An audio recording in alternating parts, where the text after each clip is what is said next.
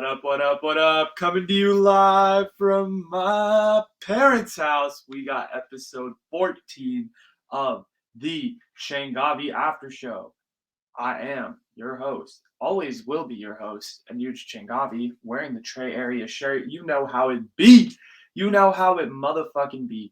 Welcome to the after show. Those of you that are new here, this is not the traditional Changavi show where we really, sit down and accurately break down a lot of topics and have fun. This is the Changavi after show where we like to have a little bit of fun, fuck around, and say random thoughts that are on my mind and present those arguments to you guys in whatever kind of capacity that may be. I sit in this chair because I like being on the floor because it's a chill vibe. We just sit, talk, hang out. It's fun. I'm telling you, it sounds a lot more fun than it is. So why don't we just start? I have a lot of stuff on my mind. I've been writing it all down. So I figured, okay, this would be a good opportunity to kind of begin these thoughts. So let's get right into it, shall we? Let's do it. Okay. So listen, this is the one thing I've been thinking about recently. Meeting new people, right? Meeting different people. This is so interesting, right? Because we're taught, yes, like you should absolutely meet different people. And I'm with that, right? That's one of the main arguments that the pro college side has, right? You're going into a new environment where you meet so many new people and you're exposed to all of these different things. But here's the thing, man. Here's the thing. I've been doing a lot of thinking recently, and I've been finding that a lot of people, I know grown adults for the most part. I know adults from the ages of about 24 to 60. And most of those people don't really have the most different friend groups. Different friend groups are often really rare to come by if you look at it.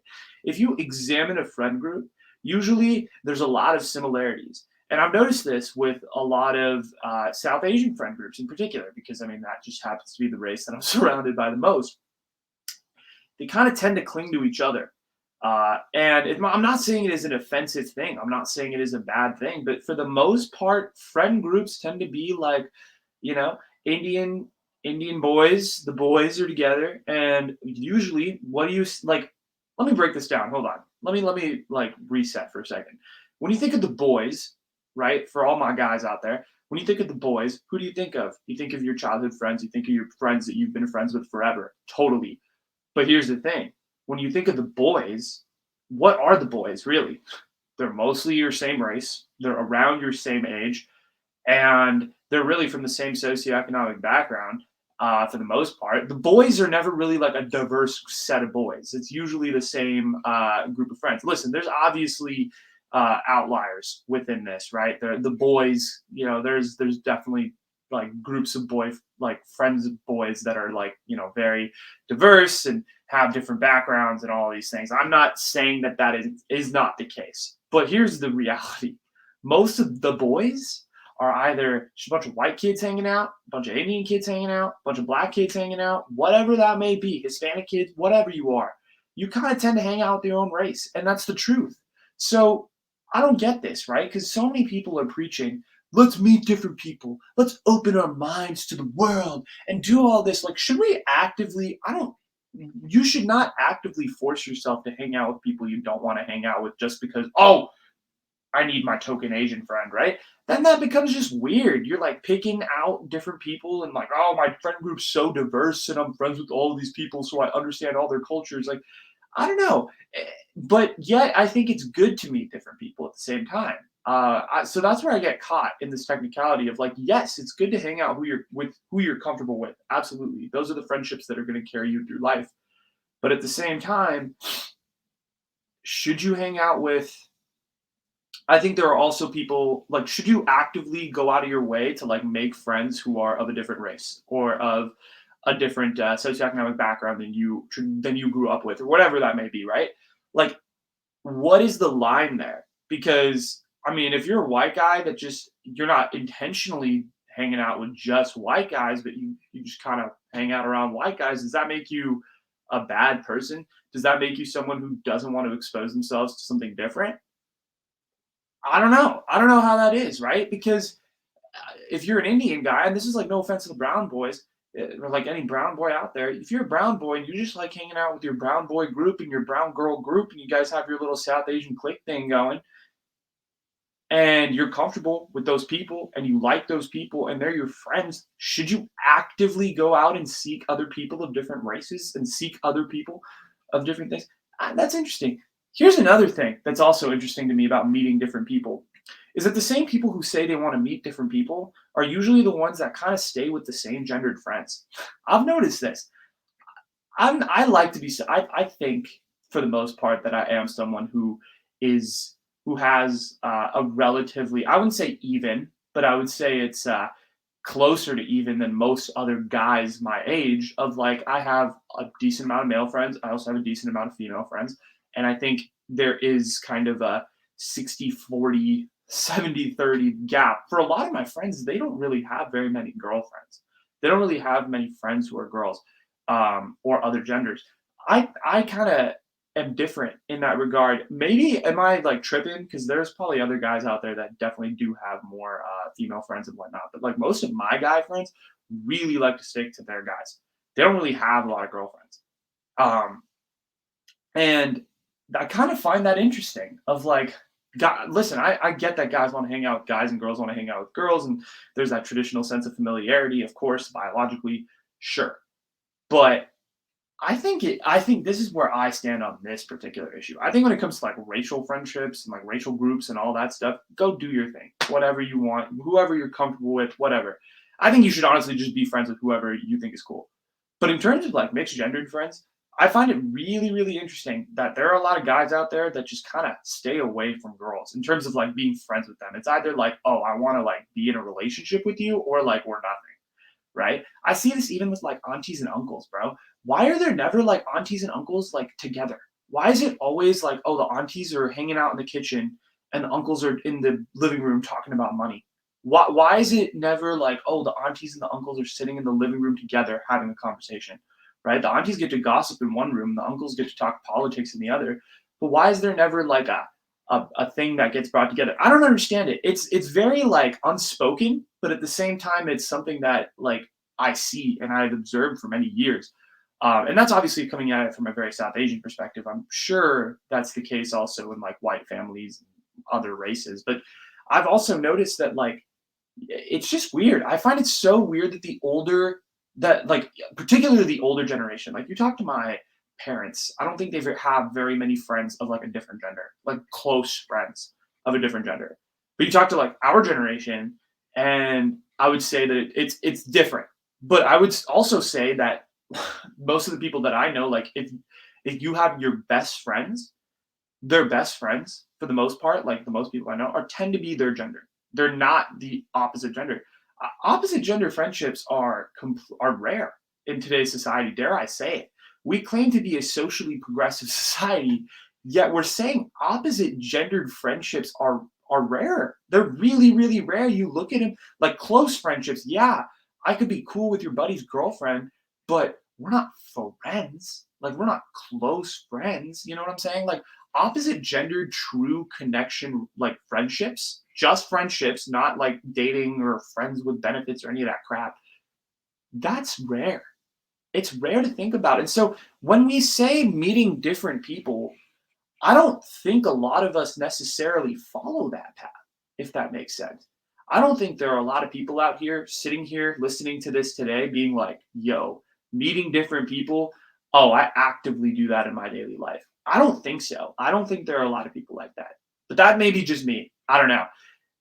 But meeting different people, listen, I'm all for it. You should try to expand your mindset. And I'm definitely someone like that, but I'm not also the person to be like, you should have a checklist of having every single type of friend in every single minority group and sexuality and race and gender. Like, I don't give a fuck, dude. Hang out with whoever you're comfortable with, hang out with whoever you vibe with. And I guess whoever you vibe with tends to just be the people that you've been surrounded by most of your life. The ones that like give you the most comfort.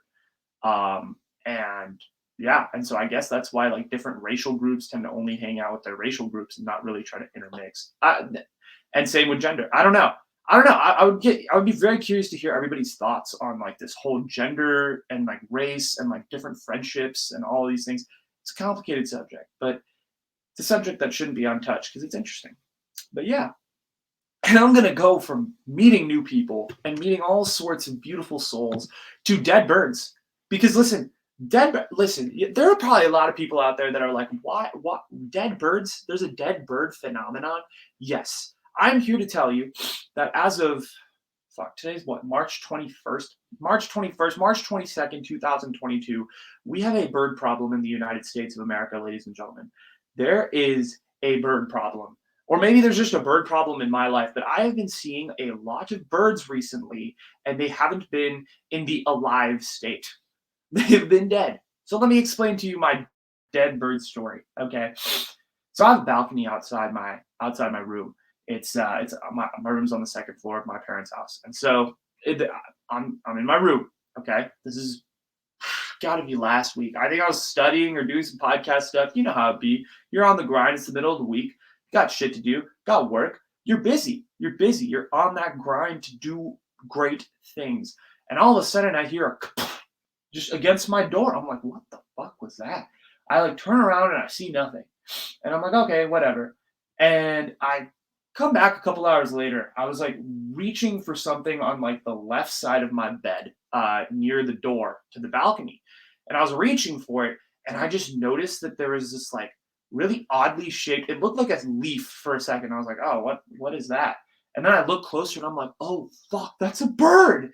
And there was just a dead bird lying there on my on on my balcony. It was just lying there. And it looked like it had been there for obviously a couple of hours. It was like pretty beat up. The corpse, like it just looked dead. It just died. And I was like, oh, maybe that crash that I heard a couple hours ago was a dead bird. Whatever. I didn't go out there because I didn't want to pick up the dead bird because I'm weird around dead animal corpses. Okay. A couple days go by. And then I'm just, again, same spot, doing my work. And I just hear another just the same noise of like the kaplunk, but this time like I'm on my bed, so I'm on my computer and I'm on my bed, and I see like the bird shit just splatter all over my door. It goes, and then the bird just falls to the floor, and then I'm like, what the fuck was that? And then I look outside and I see the dead bird. I see another dead bird. I'm like, what is happening? That's like 2 in 3 days, and there's shit on the door. So I'm like, oh, that's dead, dead. That's not like injured, like passed out of the sky. That's dead, fucking dead. And there's 2 dead birds. That's 2 dead birds in 3 days. And then I'm I'm like doing some more work or whatever. And I like call my parents because I'm like, yeah, I'm not dealing with this fucking dead bird shit. I'm 21 years old. I'm a full grown adult. I make money, but like, fuck that. I'm not gonna go pick up birds. No, no, no, no, no, no, no. That's a job for the parents, at least as long as I live here. So I call my parents and then I'm like looking out the window and I see another bird and it's just lying there. But this one was like, it was still like fluttering its wing. It was like, so it looked like it was kind of alive. And then I was like, oh my god, there's 3 dead birds on the porch. Like this is or 3 dead birds on my balcony. Like I've created a cemetery without even knowing it. And I called my parents up and then like I was like, there's a 3rd bird too, and they're like, no way, you're hallucinating. And apparently, I mean, I swear I saw 3 birds, but when by the time they got up here, there was only the 2 dead ones. I swear I saw 3. I think the 3rd one either fell off the balcony because it was fluttering too hard, or it somehow flew away, which is amazing. It's a miracle of life. But I have no idea. But there were 2 birds, the 2 dead birds, they got picked up. And then I did some Google searches and I did some research. And apparently there's been this like mysterious bird like disease slash illness that a lot of them have been suffering, which causes them to basically have like limited eyesight. And on top of limited eyesight, it basically like has birds just passing out and falling to their deaths. So that's why, like, I don't know if you guys saw this, but there was a video of like a 500, I think it was like 120 birds that just randomly fell out of the sky in Mexico to their death. Yeah, that was like that same illness. So no one in the scientific community really knows what the fuck's going on. But apparently there's this illness that's really targeting the bird community throughout the world. And it's kind of like the bird corona. but they can't quarantine, bro, because they're not humans. Sucks. But apparently there's like this big disease, and like I was talking to other people about it, and they were saying, yeah, like a bunch of birds have just been crashing into their windows and just passing out and dying. Like really random occurrences here with these birds. And I don't know. I don't know. I would love to have a. I don't know what the scientist is for a bird. It's like I forget, ornithologist or something. I think that's what it's called. I'd love to have an ornithologist on here and explain this phenomenon because I've been seeing a lot of dead birds. I even like when you're driving, like you just see dead birds. I've seen a couple of dead birds on the side of the road. I've seen dead birds. Like I feel like I'm seeing dead birds everywhere. Maybe that means like death is in my future, right? If there's some astrologer out there that's about to tell my fucking truth and tell me that I'm like going to experience death, right? Hopefully not. Knock on wood. But okay, my floor is wood, so I knocked on my floor.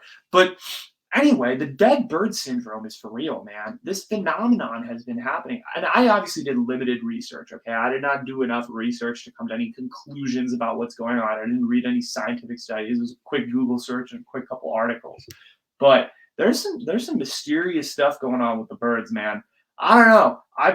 The fact that I saw 3 birds, 2 of which were dead, 1 of which almost was dead, in the matter of like 4 days is like either my porch or not my porch, my balcony is a cemetery for birds and they just like to die there, or there's some crazy shit going on with birds and no one's talking about it. It's pretty interesting. I don't know. Or birds, or here's my tinfoil hat. Let's put on a tinfoil hat for a second and spread misinformation. Or birds are secretly spies from the Russian government that are like looking into my house and trying to see what I'm up to because I'm apparently up to something and spreading misinformation about their country.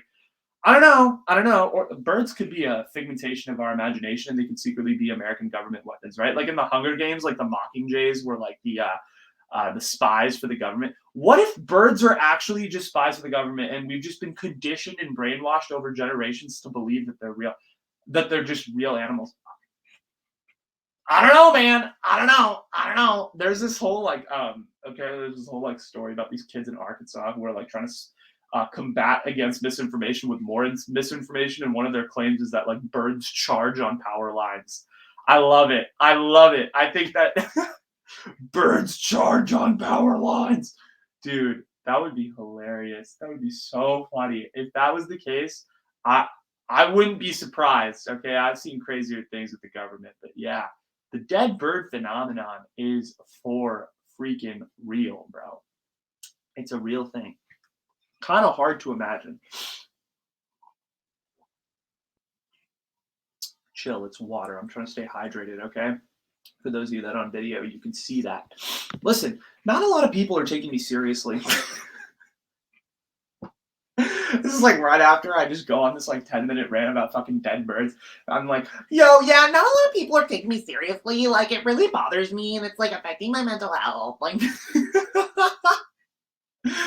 okay, listen, yeah, bro, it's for real. Like, at this point, there aren't a lot of people taking us, the Chang Gang, seriously. Okay, it's true, and I love it. I love when people don't take it seriously because they're like, "Oh my god, like this is just some passion project where you just sit here and talk about shit, and it's boring. It's boring as fuck. Just move on, right?" But I'm like, nah, bro. I don't want to do that. I don't want to do that. I don't want to move on. But people are saying like, I'm not serious, right? And that's my biggest downfall. I've talked to a few friends. A lot of people are back from spring break. A lot of people love to give their opinions on the podcast, which, by the way, I love. I want you to continue to do that. But a lot of feedback that I've been getting recently is you aren't serious. You're not like your interviews. When I was doing interviews with at the Essential Question podcast, shout out. I was much more professional. I was very refined. I had thick outlines that I would draw up for every episode, and I'd interview people and I'd talk about various things and all this stuff. And that wasn't fun, bro. It wasn't fun. Like, this is what I'll say about interviews is like they're great, and with the right people, they can be a lot of fun. Like I would say out of the 25 interviews that I did, I liked about 12 of them. So like about half were really fun. Half were amazing. They were so much fun. And I'm not trying to say every guest sucked and all that, but there are about 12 interviews that I can think of off the top of my head that I loved. I had so much fun. They were just a great time. Like I was like, oh wow, hour and a half, breeze, light work. And then there were about 12 interviews where I sat there and I was like, this is so fucking boring. Why don't I get to be the star of the show? I'm egotistical. I want to be the star. I want it to be about me. I'm clout hungry. I'm a clout whore, right? Like that's what I was thinking for the other 12 episodes.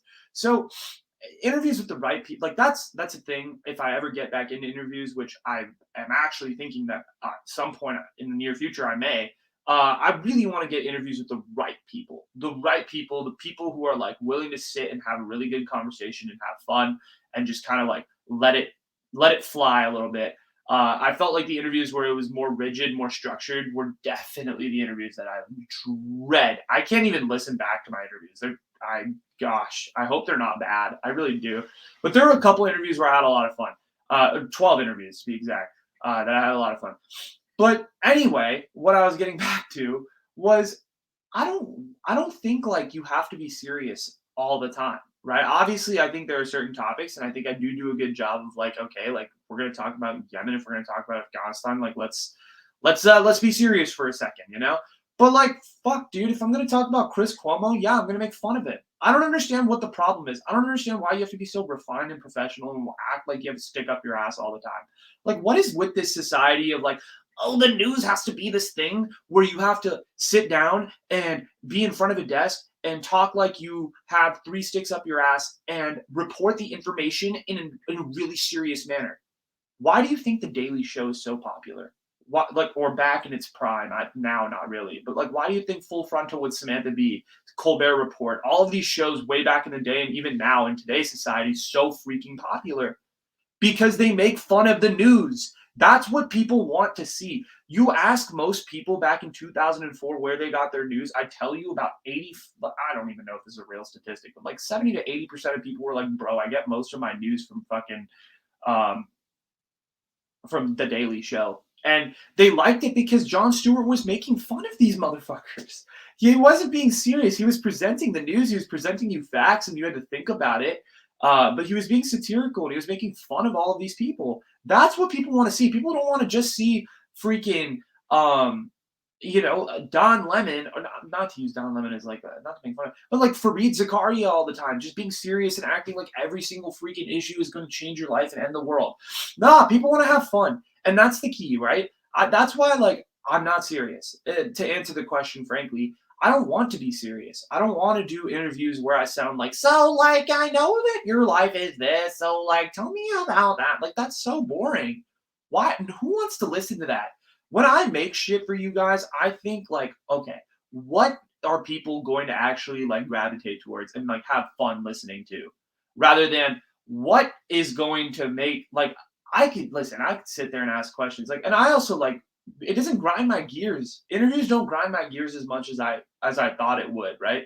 There are a few episodes where 100% they did, but there's about 50% of the episodes where I sat there and I was like, yeah, man, I would love it if I had my own show. I would love it if I was a star, you know? And maybe I'm a fucking asshole like that. I don't know. But listen, that's why I'm not like a serious newscaster. If I really wanted to be a really serious person and go through and talk about all of these things, I'd be a journalism major. I'd fucking write pieces. I'd write beautiful manuscripts and all of this crap. Like that's what I would do if I wanted to do. If I wanted to be a fucking serious journalism major, like I would write op-eds. I would write opinions. I would constantly be a part of that whole situation. But the reality is, I don't want to do that shit. I don't. And I want to be like, I want to have a good time and I want to have fun. But I also like want to be serious at the same time when it comes to like real issues that have real implications. And like when it comes to the real shit, like let's talk about real shit, but also we can have fun. Like not everything has to just be one serious mood. I hate how America makes things seem like that. They have to be like one particular thing, but whatever. So to answer the question. And also, like, if you don't want to take me seriously because I have fun, fuck you. I don't care. You go have fun. I don't really care. That's like I want to have fun on my show. I'm gonna make fun of things. I'm gonna be outrageous. I'm gonna swear sometimes. I'm gonna have a good time, and I'm gonna laugh while doing it. So if you got a problem with that, then you can you can quit. You can pause the show. You can exit the tab and go back to do whatever the hell you were doing. Because I can promise you, it probably wasn't as entertaining as listening to this show. That was fucking weird, dude. I don't even know what you were doing with that. That was not funny. I would quit the show if I listened to that accent, right? Listen, I've been noticing a serious trend, and sorry for the sniffling, by the way. I have freaking bad allergies. And cherry blossom trees, man, they get to me. Oh, God, my nose is tickling. Hold on. Okay. Okay, we're good. We're good. Scamming. This has been, I've noticed that the last like year and a half to 2 years, Netflix has been on one. Okay. And I'm not talking like on one in terms of like creating good content and they've been constantly, doing stuff. Of course, Netflix originals are great. There's a reason like people constantly tune in and people say, oh, this Netflix original documentary is fire. Yes, totally. But most of the big trendy Netflix documentaries in the last 7 months have been about one thing: scams. Scams. And even on Hulu and just all streaming platforms in general, everything is seemingly about scams these days. Like, why are we talking about scams all the time? Look at the big trending, like, big docs that have been going off recently, right? You have Inventing Anna. You have The Dropout, which is about Elizabeth Holmes and that whole situation. We Crash, which is on Apple TV, which is about WeWork and the whole situation, the company crashing. America has this weird ass fascination with scammers and like, oh my God, how are the laziest members of society able to pull off such an elaborate stunt? How is this possible? How could we do it? Right? America's got this weird fascination with scammers. It's so strange to me. I have no idea why. I have no idea how. But a lot of the trending content on Netflix and streaming platforms has really had to do with scamming. I mean, you like in the last month, there's this new series on Netflix, right? It's called what's it called? Fuck. Oh yeah, Bad Vegan. It's called Bad Vegan, and it's about this vegan person, this renowned vegan chef who opened a restaurant. She was wildly successful. She got caught up into some troubles. Her ex-husband scammed her into losing millions of dollars. And that's now the number one trending documentary on Netflix. It's about scamming. What was the trending thing 2 weeks ago that everyone was talking about? The TV show that I even talked about right here on this after show, Inventing Anna, which was about Anna Delvey scamming the rich of New York, making it rich, and then, her fall from grace. And then what was the thing that was popular what was the thing that's popular now on Hulu? It's called The Dropout. What's that about? Elizabeth Holmes, who scammed all of Silicon Valley with her blood testing device. By the way, that show's fantastic, though. Like, I know I've been hating on scamming shows for a while. That show's really good. What are my Indian parents talking about? Oh, they're talking about Vijay Mallya and his recent show called India's Bad Billionaires, who basically got away with all of the various scams and shit. Every popular piece of content recently has been about scamming. It's been about scamming. I don't know why Netflix has got into this, but they brought scamming to the forefront. I'm telling you, if you're a film creator right now, go make a fucking movie about scams. Ever since Netflix released Uncut Gems, I was like betting and scams and all that stuff. All of this scamming has become Netflix's new favorite, America's darling headline. They love their scams, and just streaming platforms in general. And content and audiences, they eat that shit right up. They love the scam. I like scam stories too. I'm not saying that I'm like, oh, I'm on top of this. Like, I'm above all. I love everything but the scam stories. No, I like the scam stories. I thought Inventing Anna was cool. I thought, even though that's like a controversial take, there are a lot of people out there that didn't like Inventing Anna. I think it was a pretty good show, in my opinion. It gets a little draggy at the end, but yeah, it was a good show. What was the other one? Freaking The Dropout. Really good show. It's not done yet. I think it's 8 episodes. They're on episode 5, but it's really good from what I see. Like, the scamming isn't like, it's not bad shows. It's just we're focused on this theme of scamming all the time. Have you guys noticed this? It's kind of weird. I don't know why, right? A couple of years ago, it was all murder. and like Making a Murderer, and then there was like American Vandal, which was like a satire of that, and then there was like Bloodline in the mix of all of that. So like I feel like America like has their new obsession every so often, right? Of like all the various things that are going on. So like right now it's scamming. Like scamming was also a big thing back in 2018 with the Fire Festival documentaries. There was like 18 Fire Festival documentaries. You remember the Fire Festival became like the shit for 2 weeks because every single streaming platform had their own documentary about it. There was a Hulu documentary about the Fire Festival. There's a Netflix documentary about the Fire Festival, and then they became instant memes. Like, I don't know, man. I don't know. I don't know what it is about America and its scamming, but it's funny.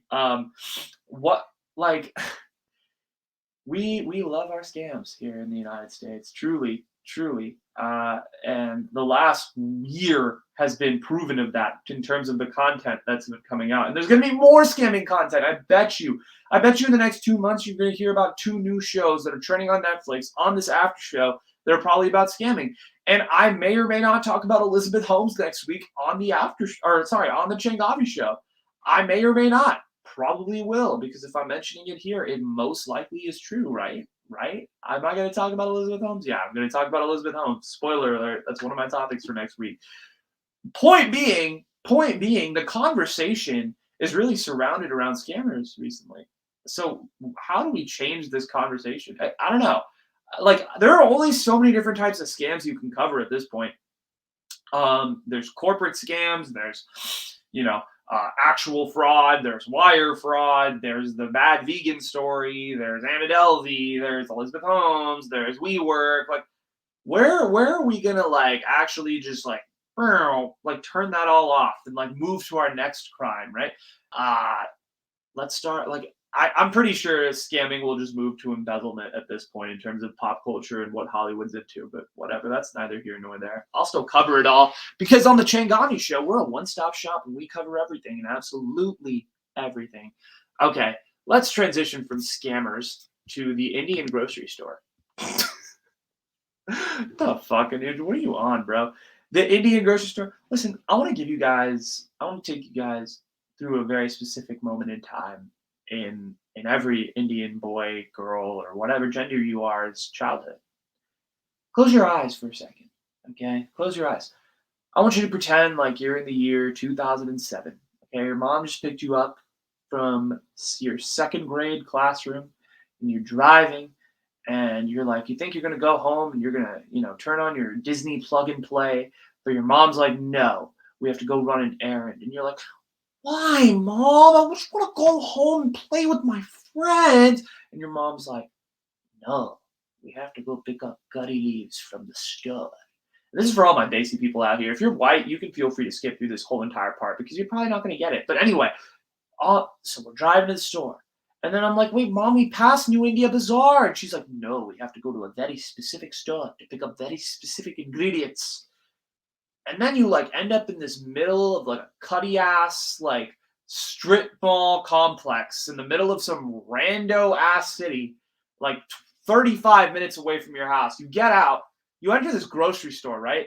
And this is probably the most like you're used to like as an Indian American, you go to Safeway, you're like, whoa, this shit's nice. Like everything's clean, the floors are mopped, and there's no shit on the floor. You walk into an Indian grocery store, there's like half a tur dal packet spilled on this aisle, right? Onions are falling off the freaking rack. It's just an overall mess. There's the Indian uncle in the corner who's holding his Times of India newspaper up while like sipping on his thumbs up. There's like a crappy TV in the corner that's playing Partner, that 2008 Salman Khan movie on like a small ass television with like the lines going up and down so you can barely see what's going on and it's like half staticky, right? There's probably like half Parle G crushed biscuit in one aisle.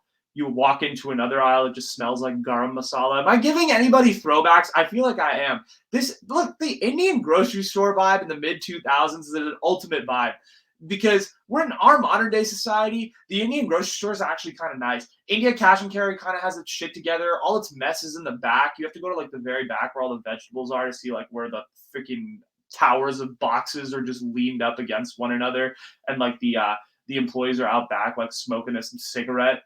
Like that's like now like it's all clean. Like they've found their system. Back in 2005, no one gave a fuck.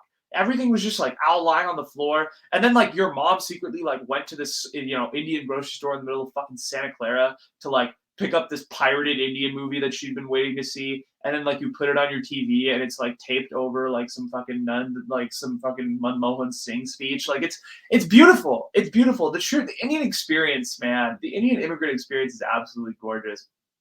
But the point is, man, Indian grocery stores are a vibe.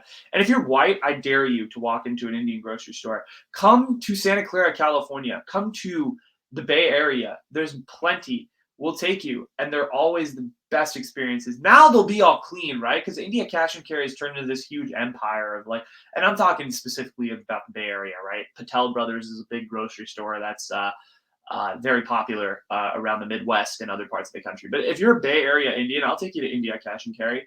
I'll take you to India Cash and Carry in one of its 5 locations: Fremont, Sunnyvale, Cupertino. I'm sure there's more. I can't think of them off the top of my head. And we can go through all the aisles, and I'll show you all the various things. It's truly the Indian grocery store is a once in a lifetime experience. It was really funny. There was like this one random weekday. I forget when this was. It had to be like 4 years ago. I just saw like this like Asian couple like eating food in the ICC on like the one rickety ass table in the corner.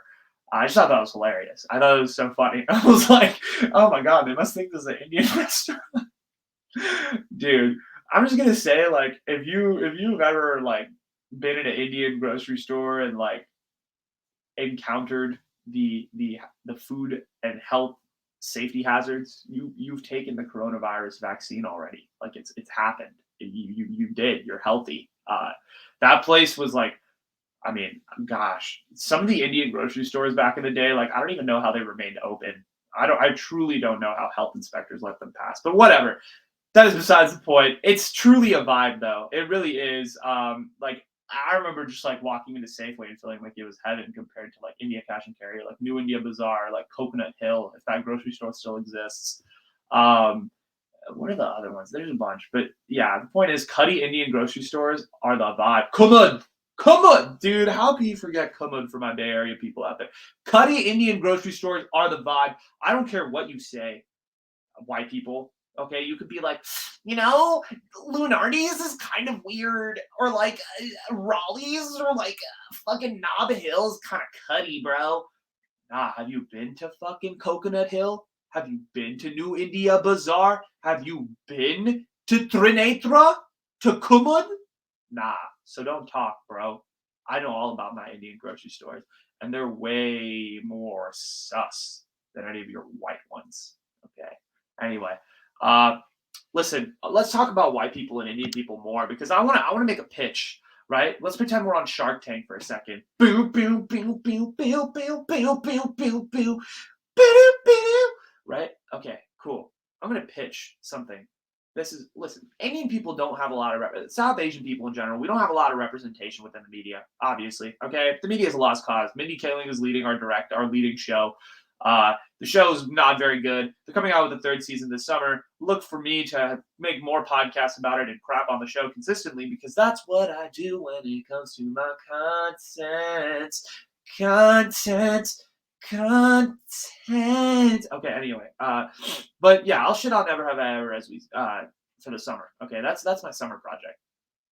But let's make a pitch to the white man for a second, right? We don't have a lot of holiday representation in the in American culture either, right? All the white people get their holidays off. They're like, oh, 4th of July, let's take the day off. Oh, St. Patrick's Day, let's get fucking wasted and go to work hella hungover. Oh, do we need a day off for Memorial Day? Okay, we'll do that, right? Do we need a day off for fucking what are the other days off that the whites have? Christmas, Easter, all that stuff. I never grew up celebrating any of that stuff. I just had free days off. I was like, oh, it's a free weekend. I'm just going to go walk outside. Cool, bet. We need our own holiday. But here's the thing. We need to figure out a holiday that works for the whites too. Because otherwise the whites are not going to give us our holiday off. They're going to be like, why should we give the Indians Diwali off? It's not even that cool. Like, I don't know Indian people. Oh, wow, cool. Should we make Diwali a federal holiday? No. Here's how you pitch. Here's my thing. Here's the holiday we really need to be focusing on if we want to get a day off on the white calendars of America. Holi. Holi just passed. It was this past weekend. So happy Holi to all my South Asians out there that celebrate. May your life be filled with color this year. Anyway, dude, Holi is the holiday we need to be pitching to the white people, right? They do these things every year. They play Holi every year. They don't even know it. You know what they do? They play this game called Holi, but they call it, oh my God, we're going to do a color run where we just throw colors at each other and act like we're raising money for charity. Yes, yes. Oh my God, are you going on the color run, Clara? Yes, Ashley, of course. They're celebrating this already. We just have to nickname the color run as Holi, and we got to pitch it to Congress. And you know what else you got to do? You got to show these motherfuckers how lit Holi is. Okay, you just take videos of what Holi's like in India. Okay, and here's what I have. Here's what my pitch is for the videos in India. Right? Don't take actual videos of people playing Holi in the street. Just take the Balam Pichakari music video. Put it in your freaking PowerPoint presentation that you're going to pitch to the whites. And you're like, reason number one, you should play Holi. Well, you already do it already. Color runs, and they're like, I'm thinking. And then reason number two, but I'm a pichikari. That's all you got to do, right? And then just bring Deepika Padukone and Ranbir Kapoor, do a little, and then boom, there you go. You have a holiday. The Indians will have a holiday. They just got to go, but I'm a pichikari. And then just play that song hella loud, show all the fucking various colors go up in the air, the Bollywood bangers blasting through the speakers of the U.S. House of Representatives, compiled with that and the color run. Of course Mitch McConnell's going to be like, well, you know, I thought coming into this I was going to be a little skeptical about the, what's it called, Holy Holiday, but if it's going to be a color run in that song with that beautiful woman, Balam Pitch Card, oh, it's kind of good. If that is a holiday that we could put in the United States of America, then absolutely I'm for it. And then we would just, as Indian people, go bam, bam, bam, bam, bam, bam, and just throw shit at each other. Holi is also really fun. Okay, so for all my whites out there that haven't played Holi or any other culture, vote for it to make it a holiday. And you get a day off. You get a day off for celebrating Holi, man. Go celebrate Holi. Go throw some fucking colors at each other. Have fun. Like, de-stress. It's a great de-stressor of a holiday. I didn't play Holi this year. I'm really sad. I definitely don't need to go. I used to play a lot more. They used to play, like, I used to just play, and there's no, like, when you say, like, oh, I gotta go play Holi, playing Holi has no rules. You just throw shit at each other. You throw different colors at each other and have fun and smear it all over your faces and run around and, like, spray water. And it's just a big fat party. And there's this drink called bong, which is like weed and milk and a bunch of other stuff. I don't really know how to make it, but you drink that on Holi. So you get high, you throw colors, you have fun. It's a good time, bro. It is a good fucking time. So for all my white people that are like, we need an extra day off. You know, March is kind of a month that doesn't have a holiday, and like most of us don't celebrate St. Patrick's Day. I got the perfect holiday for you. Holi. Why should you celebrate Holi? That's it. That's my only reason. And then you can just look up. I'll just link you the Balam Pichkari music video. You can peruse that yourself and have fun. That's it. Okay, I got a bunch of other topics to get through, so we're gonna do these real quick. I found a TV show that's kind of like an album. I did. I'm gonna do this one really fast. I found this TV show that's like an album. It's on Hulu. It's really, really good. My friend Sonia recommended it to me, so shout out Sonia if you're listening to this. She never listens to my shit, so I would be shocked if she like listened to this. But she is a friend nonetheless. And she suggested to me this TV show the last time we met. She was like, yo, you got to watch this show, Normal People, on Hulu. And I was like, why would I watch a show called Normal People? She's like, trust. Really good.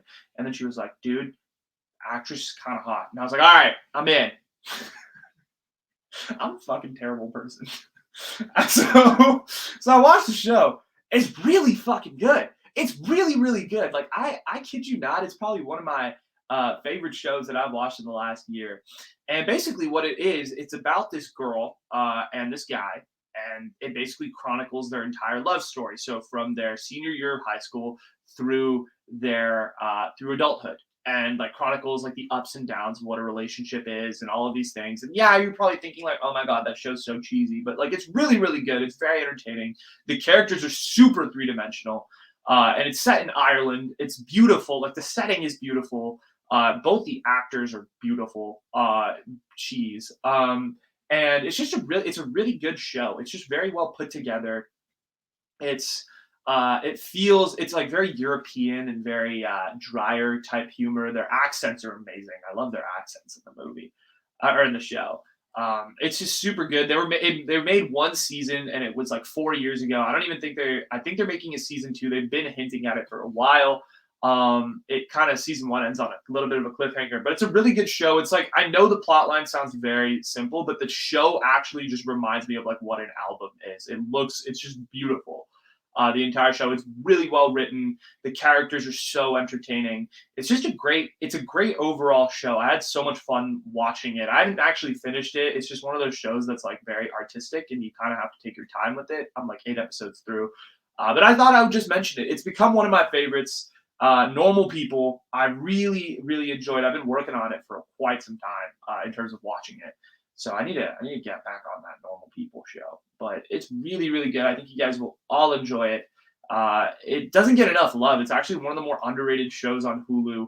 Um, it is very like love oriented. So if you're not into like love shows or like romance or any of that, you're not gonna like the show. But if you are and you're like into that more realistic side of things, I think you're really gonna enjoy this. This show's phenomenal. It's fantastic. It's great acting. A little bit more on the mature side. So for my people who are more into that Cinderella love, this ain't it. But it's really quite good, and I think a lot of people out there are gonna enjoy it. So I thought I'd suggest it. Normal People, available on Hulu, starring Daisy Edgar Jones, who's actually in another movie called Flesh. That's on Hulu too. She's awesome. She's also very attractive. And then I don't know the guy's name, but a lot of girls think he's very attractive as well.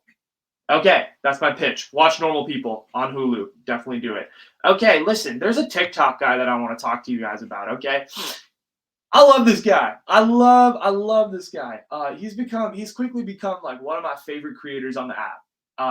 And I'm on the app consistently because I got to post every day and all these things.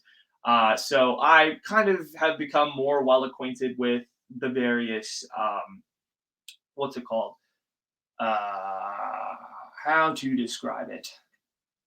I've become very acquainted with the various creators on the app. So I'm kind of in that sports TikTok niche. I know last week we talked a lot about sports media and the different TikTokers. I talked a little bit about Nico and Theo and all of these people, and the various people who are on sports TikTok who I think are really good. But I think like personally, one of my favorite TikTokers. So I really like this guy. His name's Tim, and I apologize if I get your last name wrong, Tim. His last name is Chuiziano or Chuzano, I think. I think it's Chuzano. So it's Tim Chuzano. He's on TikTok. He's fantastic. He makes his life look like a movie. He makes the most routine things look so beautiful. It's incredible. Like he'll just be like, I was on my morning walk this morning. And there'll just be like this really nice music playing in the background. And he's just walking down the street. And I'm like, I want to live your life. I don't care if you're just walking down the street in New York. It just looks so beautiful. And he's got this amazing family, and he just vlogs about his life. And it's he's relatively like I don't want to say normal because he is like a vice president at a Fortune 500 company, which is not normal. But he's like creating, and it's super cool. Like he's this 44-year-old dude on TikTok, which is an app that's probably 20 years too old for him. And he just acts like and he says it in his bio, he's like 22 mentally. And just the way he goes about his life is so awesome. It's such a positive vibe. If you watch it like early in the morning, it's like a great way to start your day on social media. His vlogs are just super digestible, very easy to watch. I just really like his voice. He's very calm. He's very calming as like a person. And he kind of just like sheds light into and I think the one thing that I've learned from Tim as a creator, not as a creator, but as like a person who watches his content is like, I just want to be I just want to enjoy the little moments in life. Like that's what his vlogs are all about. It's like he is eating a protein bar and hanging out in his office and he is having the ball a time. He's just having the greatest time of his life, and that is like where you want to be.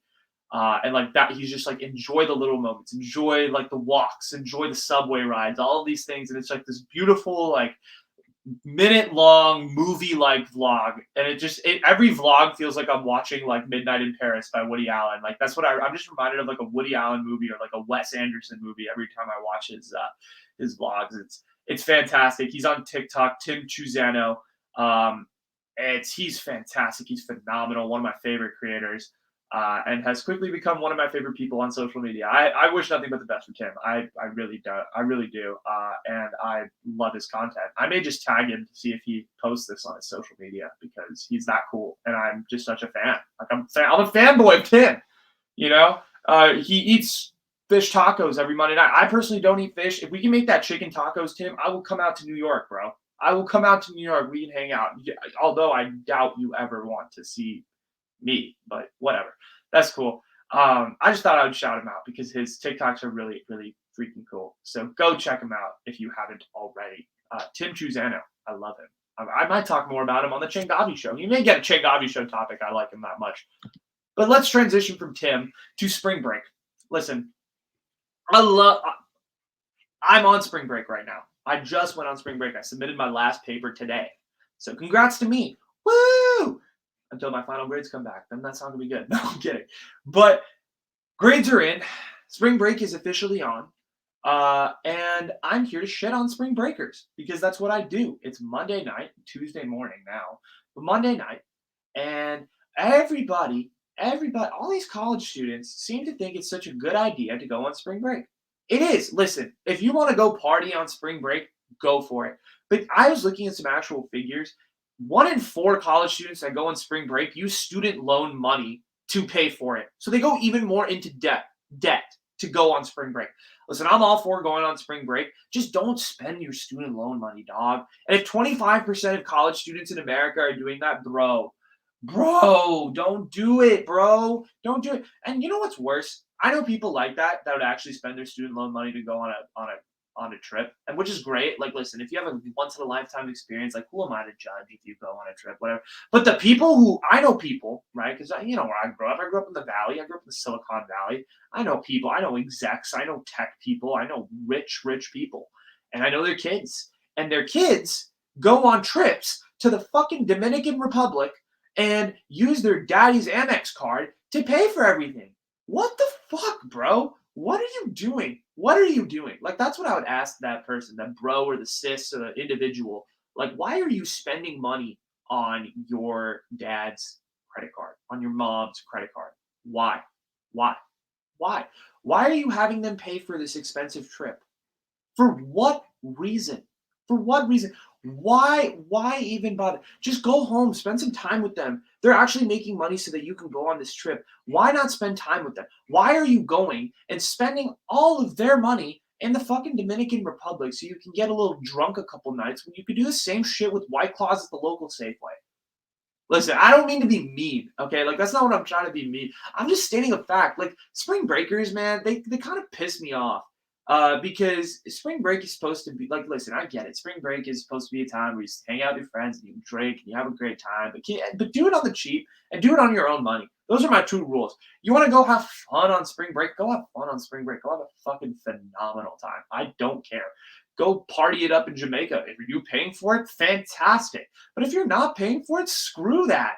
Screw that. Who gives you the right? No, I'm not a fan of that. Absolutely not. If I told my parents, hey, mom and dad, can I go to Jamaica and spend $5,000 on a fucking spring break trip? They'd look at me and be like,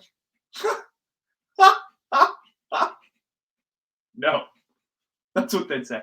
They'd also be like, you can make your own money and do it, which it's a fair response. But also, here's the thing about spring break. And I'm going to do a little topic next week about the economics of spring break. Maybe, potentially, we'll see. But they jack up the prices in every tropical spring break location. So you're paying 5 times as more. Just go in May during the summer and you'll pay like 50% less. So there you go. I'm teaching you how to save money, spring breakers. don't go on your spring break trips. Go spend time with your family. Go have fun. Or if you're going to go on your spring break trips, do it smart and don't take out student loan money. That's all I'm going to say. That's my PSA to all my spring breakers. Okay. Listen, have a great trip. Have a great spring break. I hope you guys have fun, but whatever. That's all I'll say. Okay. I feel like I have very limited rights to say anything because I'm like a really boring person at heart and I shouldn't be talking about all this. I got one last topic and then I'm tired, so I'm gonna go to bed. But white voice. This is actually a real thing. This is actually a fucking real thing. Okay. Apparently, it has come to my attention that like when I used to record content, because I have YouTube videos out there, some realm of the internet, where I used to record stuff. I had a really white voice. Every time I used to turn on the camera, my voice inflection would change. I say that now I don't think my voice inflection changes. But even like if you look at like the first few episodes of my podcast, my voice gets a little higher, gets a little more polished. All of these things, I don't fucking like it. Like I'm just gonna talk like who I am, like in general. Um, but now, like I have a normal voice, but like way back in the day, I had this thing called white voice. I really did. And my brother was the first person to point it out, and he was like, "You're an idiot. You have this thing called white voice, where literally every time you talk to white people, your voice goes, hi, I'd like to get a pizza to go. All right, and it's true. It's true. I recorded myself, and I'm like shocked. I'm like, wow, my voice changes with certain people. It's shocking. It's this phenomenon that I never knew existed, and now I'm like, oh my god. Oh my god, I wish I could take it all back. I wish I could just jump off the roof. I hate talking like that. I don't like having a white voice. It's not fun. I like having this voice. I like having normal Anuj voice, not white voice. No, no. It's weird. It's weird. It's like a reverse Get Out situation with my own self. I don't know what's happening. But yeah, I have white voice apparently, and it's this phenomenon that like my voice changes when I talk to certain people or like sales reps or like anybody in general outside of like my family or like even outside this podcast because I feel like now I really talk in a normal voice here. I just make stupid voices because that's what I do and like that's me trying to be entertaining. But yeah, for the most part it's very like I do my voice does change around certain people. It's weird. It's a very weird concept. I think everybody has it to a certain extent. I think I just had it to a way larger extent than I realized. But that point was brought up to my attention a few months ago. Or sorry, not a few months ago. It was brought up like a couple years ago, but I ignored it, and then it came back to my head again, and I was like, oh no, it really does exist. White voice is a thing, man. So for all my brown people out there, we like this is the thing, right? I'm gonna say this one last example. I have so many brown friends, including myself, right? And we talk to our friends and we're like, yeah, bro, like blah blah blah, like just playing Call of Duty, all these things, chilling. And then we pick up the phone and we're like, hum me, huh? I'll be there right away. Okay, thank you, bye. And you like your voice just switches to like an Indian accent for some reason. You have no idea why, and then you're like, oh yeah, it's I'm just gonna like dip real quick. The mom's being kind of annoying. And you pick up the phone and you're like, hi, daddy. Okay. I noticed. I'm going to go pick up some from the grocery store. Okay, bye. Right? And you're like, what the fuck? Like, why is my voice changing? I don't know what's happening. Ah! Right? That's white voice. So yeah, that's tough. But anyway, thank you guys so much for listening. Before I get too off the rails and get canceled, I want to end the show. Appreciate you all for sticking with me. Definitely go check it out, or definitely go like and subscribe on my YouTube channel. If you're on Spotify, go hit the follow button. If you're on Apple Podcasts, feel free to leave me a 5-star review. If you're anywhere else, thank you so much for listening. Go hit the follow button. My social media links are down below, so go follow me on Instagram, on TikTok, on Twitter, at The Changavi Show on all of those platforms, at The Changavi Show on every social media platform you can find. It is an honor to do this podcast as always. I love every single one of you that tunes in to the very end. I appreciate every single one of you for sticking with me. Okay, I'm out though. Thank you guys so much. I appreciate all of you. I will see you next time. This is Anuj Changavi signing off from the San Francisco Bay Area from his parents' house on the floor of his childhood bedroom. All right, guys, I'm out. Peace.